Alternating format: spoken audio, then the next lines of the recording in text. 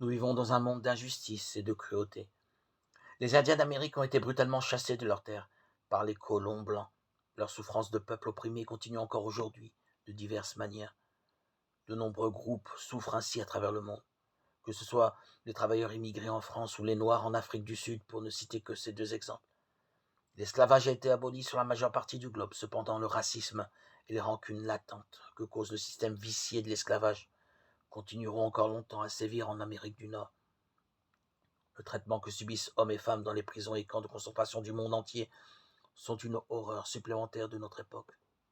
Des réseaux organisés de crimes favorisent le développement de la prostitution et la diffusion de drogues pernicieuses et dangereuses.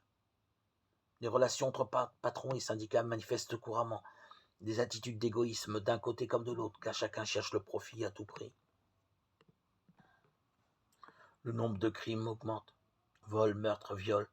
Il est clair que la parole de Dieu connaît bien nos besoins lorsqu'elle décrit le péché humain et la nécessité d'une nouvelle naissance, d'un changement profond de mentalité, d'un renouvellement opéré par l'Esprit de Dieu. Notre société, quelle que soit notre nationalité, est sous le coup du jugement de Dieu.